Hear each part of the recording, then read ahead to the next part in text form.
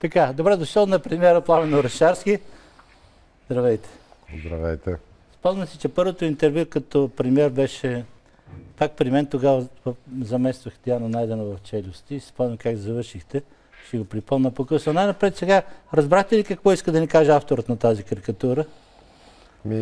Много пластови бяха посланията, според мен. Но бяха забавни. Бяха забавни. Как се отнасяте към неудобните журналистически въпроси? Има ли пострадали заради това, че някой е задал неудобни въпроси? Имаше такива приказки? Няма такива. Аз лично нямам предпочитания, поне предварително нямам предпочитания към въпроси. Дори в много случаи, правейки анализ на поведението си, може би неудобните въпроси всъщност са по-удобни. Това за пострадали не разбирам напълно въпроса. Имаше такива. Всички, които нещо се е случило с тях, даже и добро да се е случило, бяха правили интервюта с вас. Бих се радвал, ако добро се случва след това. Питам, да знам за себе си. Не, сега. Мисля, че, вижте, и от минали мандати нямам спомен никога да съм се обаждал след предавания на журналистите, не дай си Боже на главни редактори, за да коментирам каквото и да било. А как се отнасяте към критиката, която беше отправена за медийната политика на кабинета? Тя беше отправена от страна на мандата носителя. Не само. Аз чувам сериозна критика и от така независими наблюдатели за сравнително по-слаба медийна политика, но моето разбиране е, че премиера не бива да се явява всеки ден по телевизията и да наставлява гражданите как да живеят, кое е лошо, кое е добро. Мисля, че трябва да нормализираме практиките, обществените практики в държавата и в тази посока. Минаха 100 дни на кабинета. Вие се отчетохте, сега не искам да повтаряме всичко казано вече, но искам да ви попитам, вие харесвате ли все още своя кабинет и министрите в него?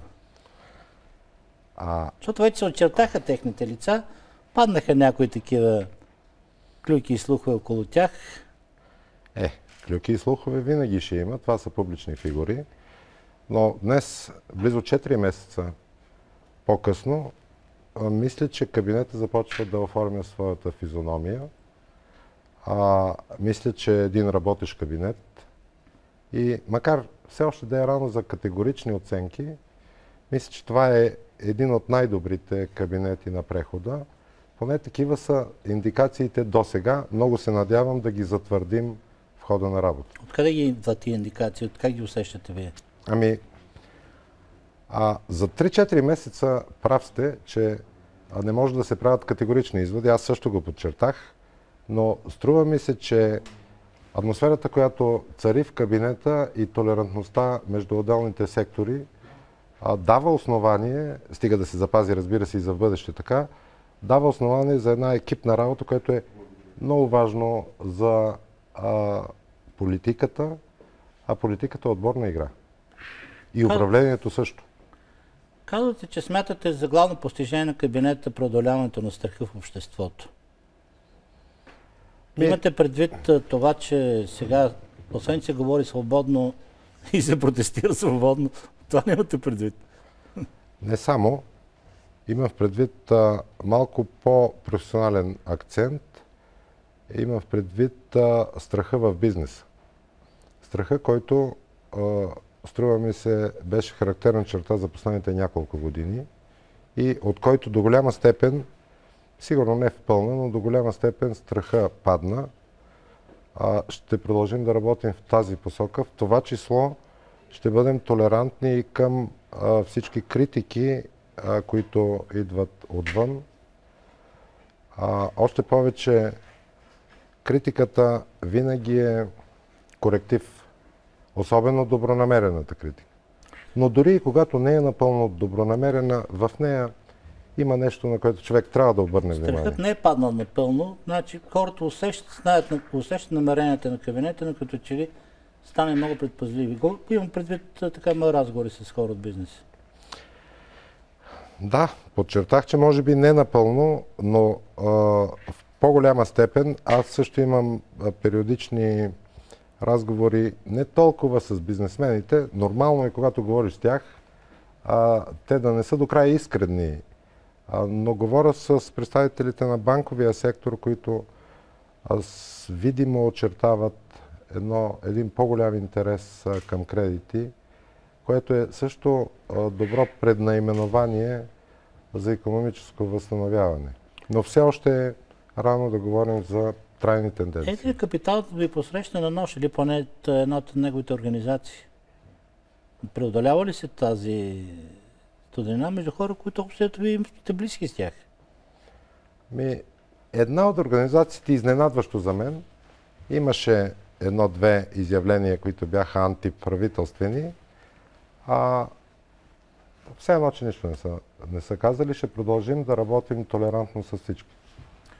Как върви взаимодействието ви с коалиционните партньори, с БСП и с ДПС? Оказват ли натиск? Има ли наистина някой намерение да се връща тази форма на коалиционен съвет, която да взима решенията?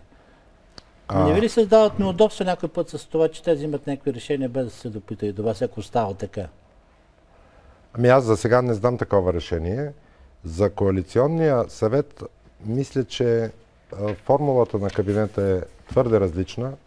На този етап нямаме нужда от коалиционен съвет. Друг е въпросът, че аз съм диалогичен човек.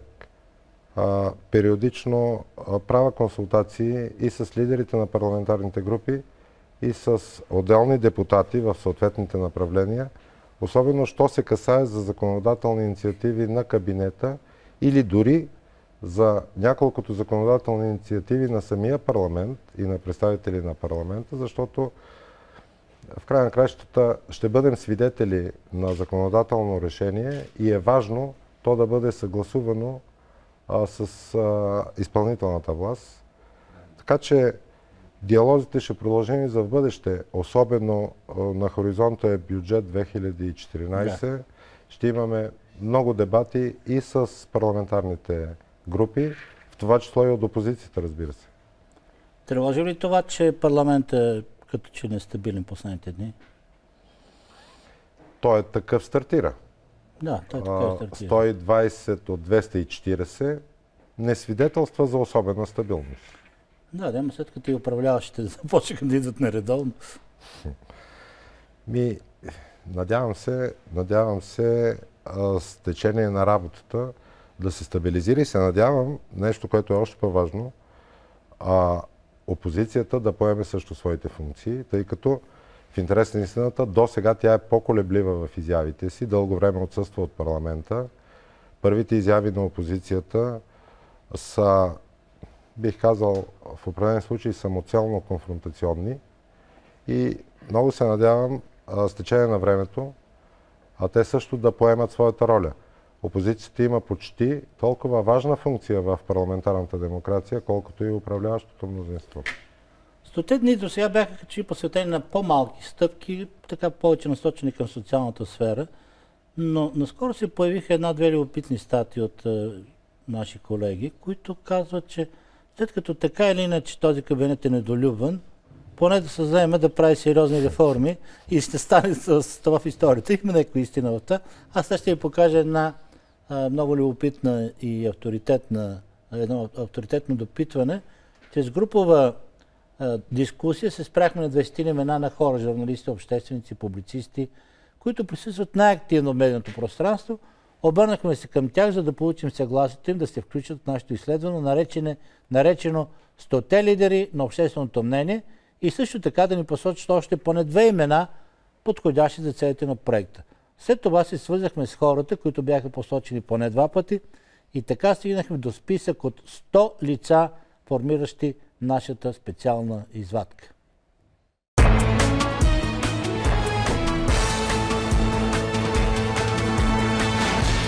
В отговор на въпроса ще успее ли правителството на Пламен Орешарски да проведе значими реформи за излизане на страната от икономическата стагнация, песимистите са много повече от оптимистите.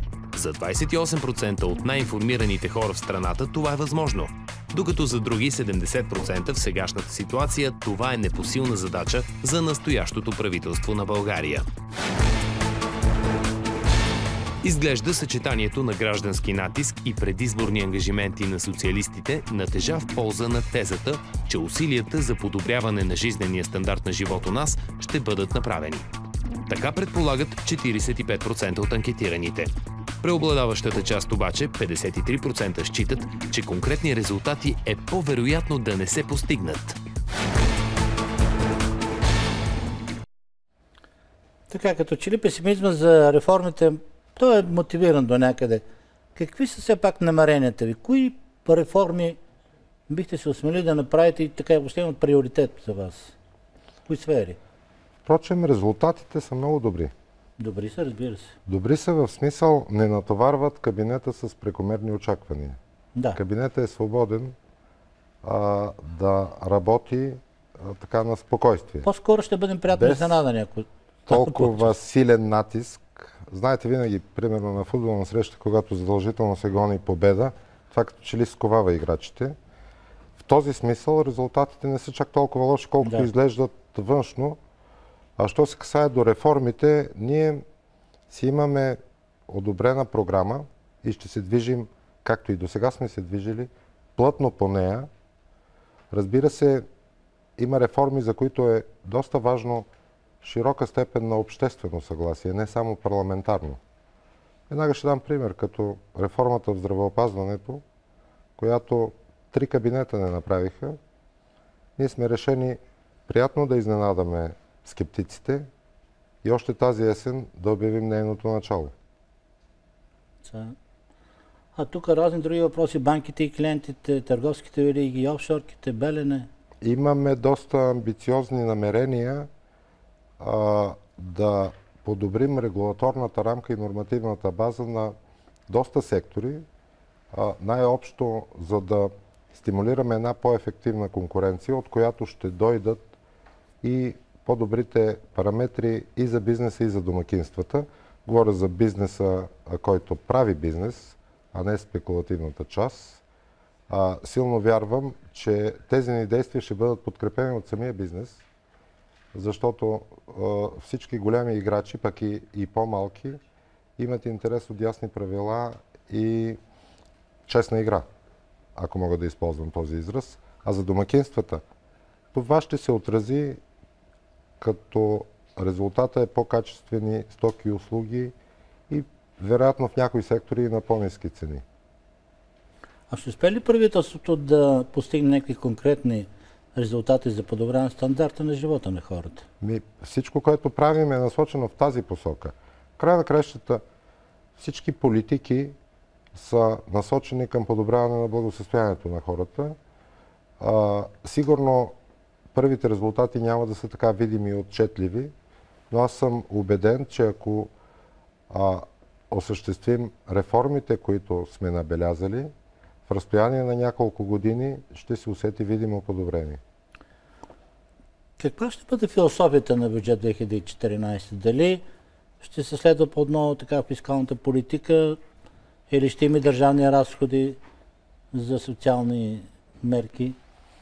Сега, аз имам история в фискалната политика и трудно ще ви изненадам, като отново подчертая, че фискалната стабилност няма алтернатива. Още повече всички малко по-възрастни зрители си спомнят периода преди 96-7, когато фискално не бяхме стабилни. Всъщност не само, че не забогатяхме, а дори обедняхме значително.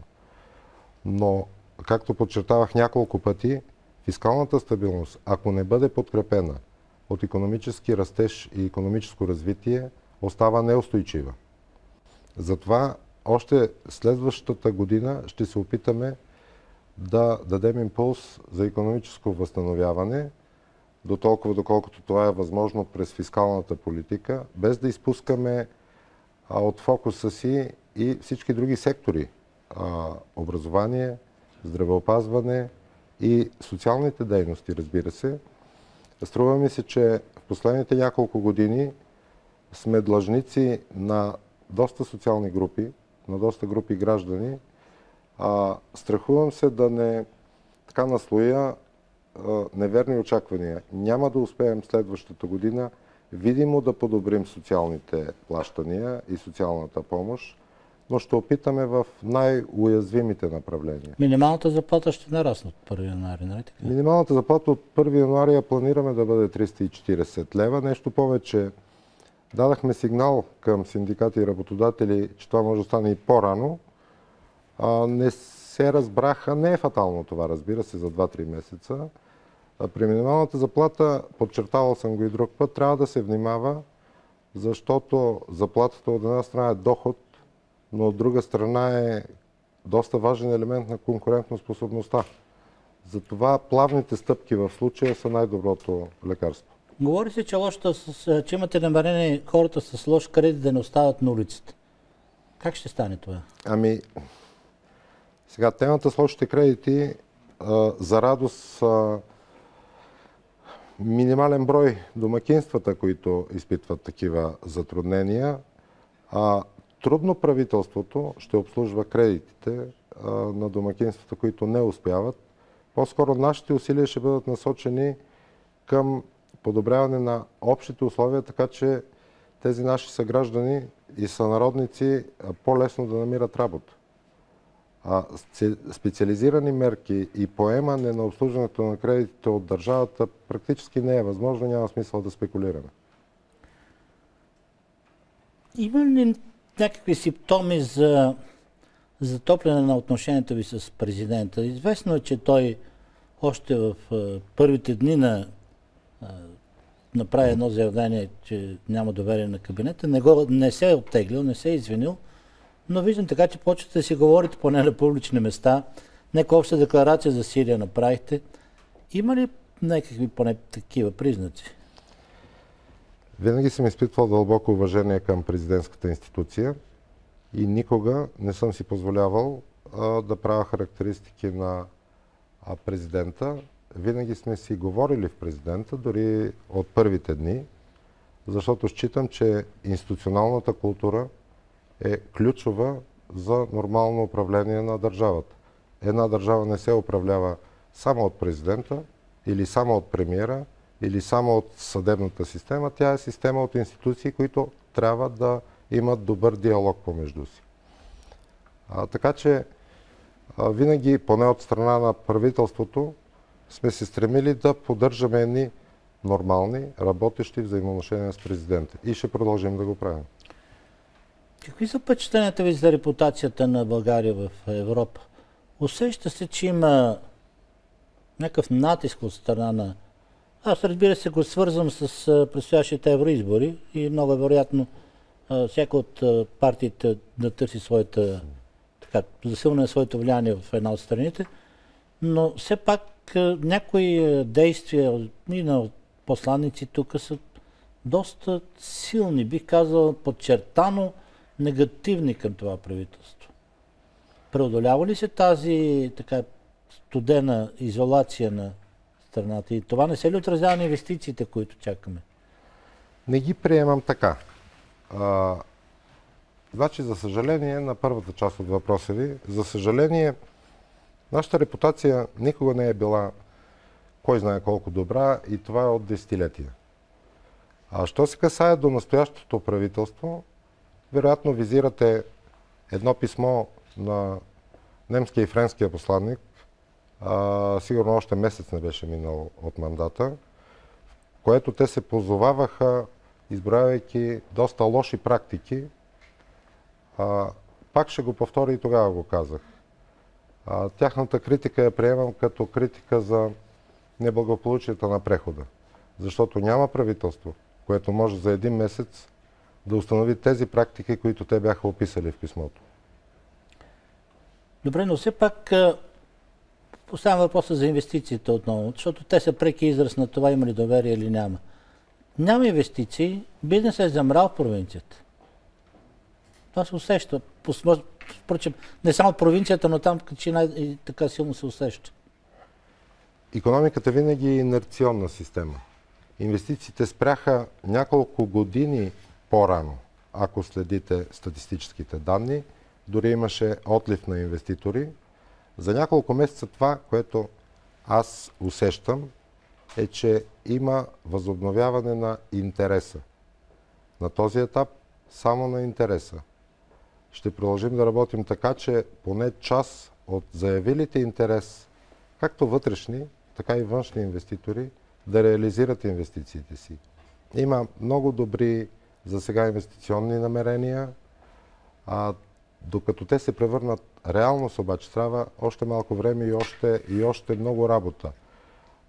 Още повече нашата година, тази, някакси не е между най-стабилните в цяла Европа. Обществено-политическо отношение. В Европа също, но нека се фокусираме върху нас.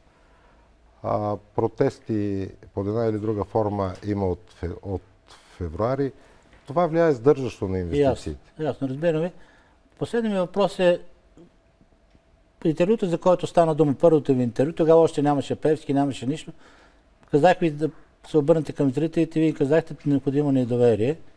Днес имате ли отново да повторите същото, освен защото като че не сте го получили до сега напълно? Бих го повторил същото, да. Необходимо е доверие. Аз и в хода на разговора ни споменах, че има теми, по които е добре не само парламентарно доверие и подкрепа, а добре е обществена, за да може някои реформи, доста забавени във времето, да ги стартираме. Но искам да подчертая, че ние сме решени да ги направим, защото сме убедени, че това е добре за бъдещето на нашата страна. Добре, благодаря ви много. И аз благодаря. Довиждане.